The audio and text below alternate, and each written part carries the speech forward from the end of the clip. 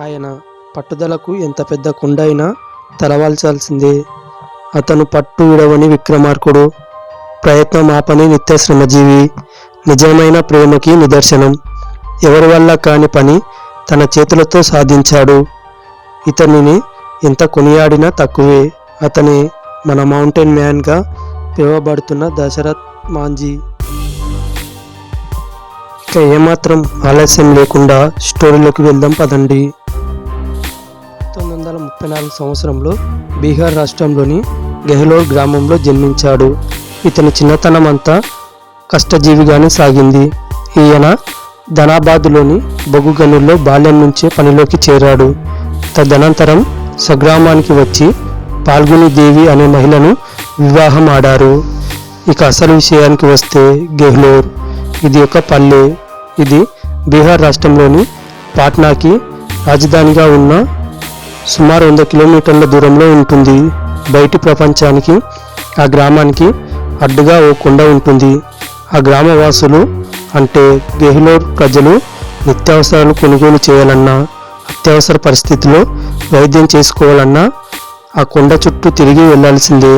పోనీ అలాగే వెళ్దామన్నా 32 కిలోమీటర్ల దూరం అవుతుంది. కానీ ఆ కొండను తొలిస్తే కేవలం 3 కిలోమీటర్ల దూరం మాత్రమే అవుతుంది. అది 1960.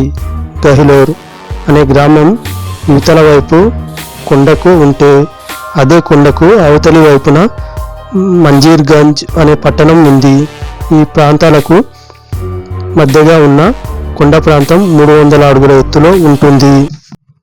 అయితే కొండకు అవతలి వైపున ఉన్న మంజీర్గంజ్ అనే పట్టణంలో ఓ భూస్వామి వద్ద మాంఝీ క్వారీలో పనిచేసేవాడు. ఈ మాంఝీకి తన భార్య పాల్గుని దేవి మధ్యాహ్నం సమయంలో భోజనం తెస్తుండేది నిత్యం. గెహ్లోర్ నుంచి కొండ యువతలికి వచ్చేందుకు సరైన రోడ్డు మార్గం లేదు. ఈ వైపుకు రావాలి అంటే కొండ ఎక్కి దిగాల్సిందే. ఇందుకు కొన్ని గంటల సమయం పట్టేది. ఒకరోజు మాంఝీ భార్య ఆహారం తీసుకొస్తున్న సమయంలో కొండ మీది నుంచి పడిపోవడంతో ఆమెకు గాయాలయ్యాయి. ఆలస్యంగా వచ్చిన భార్యను కొట్టాలన్న కోపంతో ఉన్న మాంఝీ ఆమె పరిస్థితిని చూసి తీవ్ర ఆవేదనకు గురయ్యాడు. 300 అడుగుల ఎత్తైన కొండలోంచి రాతిని తొలచి మార్గాన్ని ఏర్పాటు చేసే ప్రక్రియకి శ్రీకారం చుట్టాడు. అందుకోసం తన వద్ద ఉన్న గొర్రెలను అమ్మి సమ్మేట, ఉల్లి, గున్నపాని కొనుగోలు చేశాడు.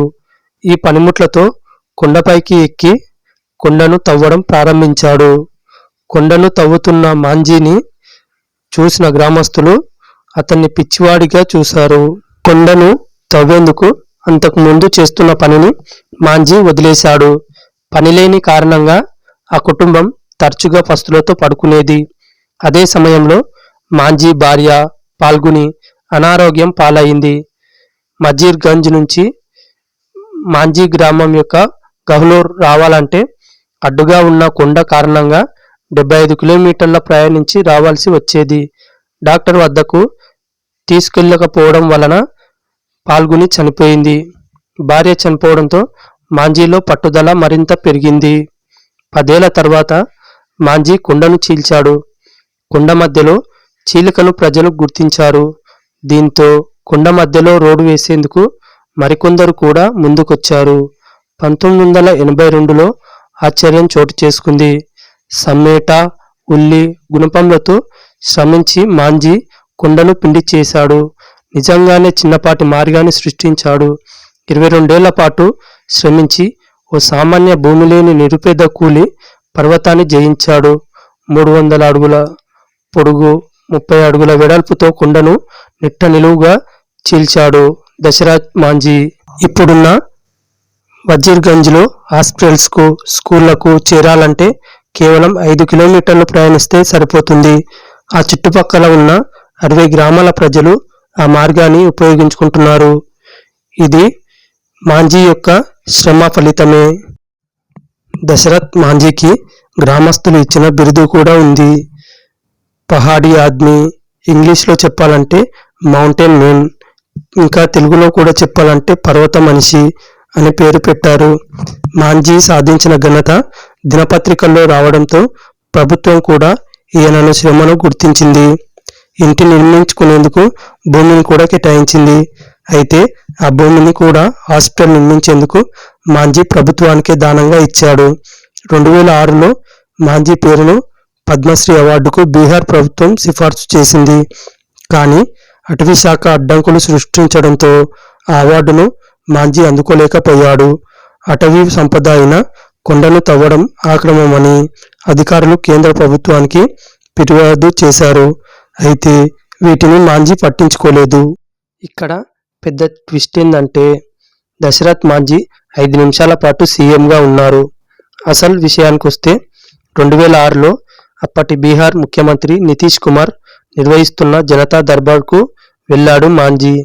అప్పటికే మాంజీ చేసిన ఘనత గురించి తెలుసుకున్న సీఎం నితీష్ కుమార్ ఆయనను వేదికపైకి ఆహ్వానించాడు.